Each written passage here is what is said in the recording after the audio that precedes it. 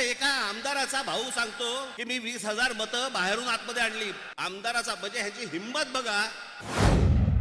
अहो साधी गोष्ट आहे, 232 आमदार निवडून आल्यानंतर जर महाराष्ट्रामध्ये मातम असेल, सगळे जर मतदार हे गोंधळलेल्या अवस्थेमध्ये असतील आणि सगळ्यांना जर आश्चर्य पडलं असेल, अहो निवडून आलेल्यांना चिमटे काढून बघत होते निवडून आलेले लोक.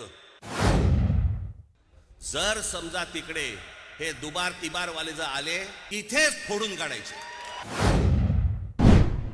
एका आमदाराचा भाऊ सांगतो की मी 20,000 मतं बाहेरून आतमध्ये आणली.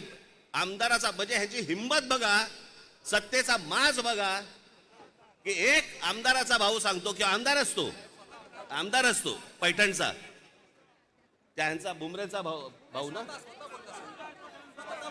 हो पण त्याचा बुमरेचा भाऊ ना, तो मुलगा हल्ली कळतच नाही माहिती. या मतदार याद्या तपासताना ह्याच्यातला कोण त्या दिवशी सांगितलं नाही का मी, मुलीचं वय 114, वडिलांचं वय 43. त्या दिवशी काय मला बोलायचं ते मी बोललो. काहीही चालू आहे. त्या नवी मुंबईचे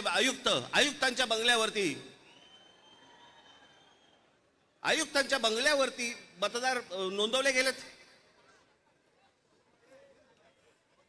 कोणीतरी सुलभ शौचालयामध्ये नोंदवला गेला. कुठेही बसलेला दिसला की काही नोंदवायचा का?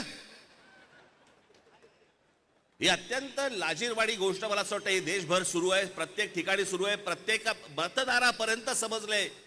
परवा दिवशी तर मी त्या वोटिंग मशीन बद्दल बोललो, मी त्याचं डेमॉन्स्ट्रेशन दिलं. मी हे गेले 2017 पासून ओरडून सांगतोय की ह्याच्यामध्ये गडबड आहे, ह्याच्यामध्ये गोंधळ आहे.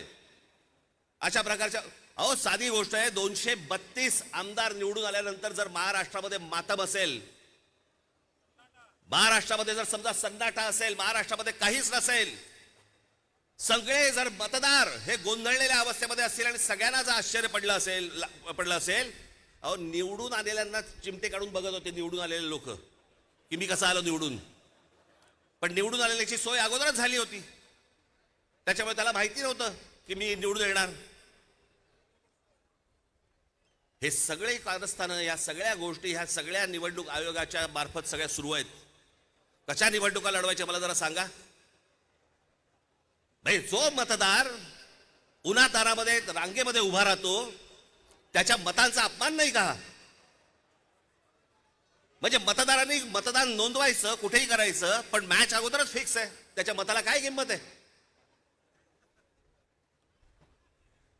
आणि म्हणून मला आपल्याला सांगायचं आहे की आता जी काही कायदेशीर कारवाई प्रोसेसची सुरू आहे, मला असं वाटतं उद्धव ठाकरे आपल्याशी या संदर्भामध्ये बोलतीलच, सांगतीलच आपल्याला. ते सगळ्या गोष्टी सुरू असतील.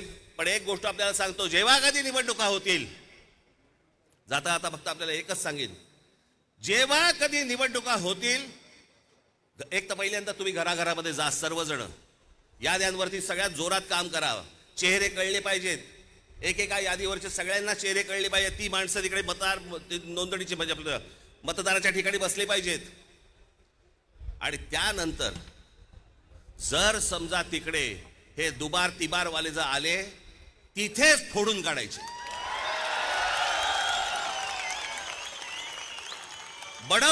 बडवायचे आणि मग पोलिसांच्या हातात द्यायचे. त्याशिवाय हे वटणीवरती येणार नाही. त्याशिवाय हा महाराष्ट्रामधला जो चाललेला कारभार आहे हा वटणीवरती येणार नाही. आज आपण सगळेजण इतक्या मोठ्या संख्येने इकडे सगळेजण आलात, मी आपल्या सर्वांचे मी आभार मानतो आणि आपली सर्वांची रजा घेतो. धन्यवाद. जय हिंद, जय महाराष्ट्र. देश विदेशातील प्रत्येक घडामोडींचे लाईव्ह अपडेट मिळवण्यासाठी आता साम टीव्हीच्या सर्व सोशल मीडिया प्लॅटफॉर्मला लाईक, फॉलो आणि सबस्क्राईब करा. तसंच सर्व नोटिफिकेशनसाठी बेल आयकॉन प्रेस करायला विसरू नका.